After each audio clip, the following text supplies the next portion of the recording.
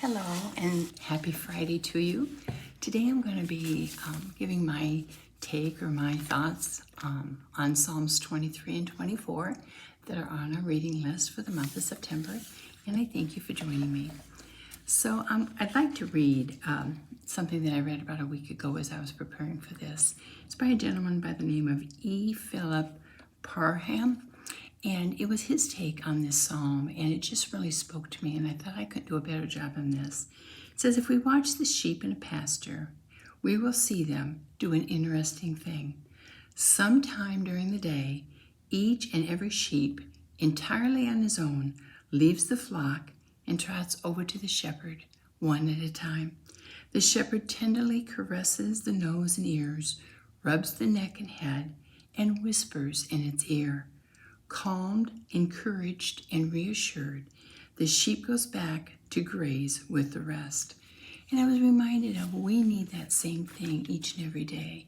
We need that reassurance. We need to know that we are loved. And, the sheep goes to the shepherd. And it reminded me that that's what Psalm 23 is all about. It's going to our shepherd. And it's getting everything we need when we go to him.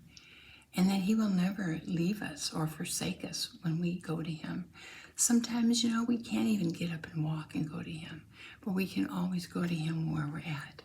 And he will always supply our needs in every way that we ask. It may not be always the way we think he's going to supply them, but he does.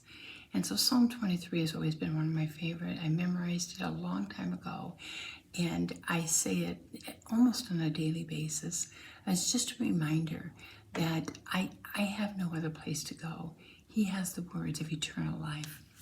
And then I had also Psalm 24, and I remember Psalm 24 from when, back in my early days of Christianity, I attended Fellowship Christian Center, which became River of Life.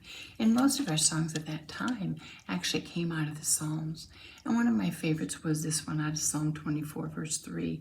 Who may ascend the hill of the Lord, and who may stand in his holy place? He who has clean hands and a pure heart, who does not lift up his soul to an idol or swear by it falsely. He will receive blessings from the Lord. And I was remembering how much my life, I did both of those. I had idols, and I was false in either the way I behaved, in the way I acted, in my honesty with other people. And I'm so grateful that he has brought me to a place where I know those things are so important to me today. And I want to ascend to that holy hill. Verse number 8, goes on to say, who is the King of glory? The Lord strong and mighty, the Lord mighty in battle. Lift up your heads, O you gates.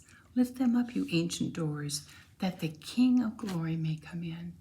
And so both of those two passages, that was out of verses 8 and 9, remind me that, we have a gate there that we want to enter, and we can enter that gate, but it takes something on our part. It takes us to be devoted, not have idols, and to speak truth in everything that we do. And when we do, the reward at the end of our lives will be eternal life with him.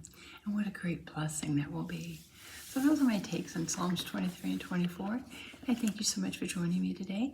And always remember to love God and love people. Bye. Have a great weekend.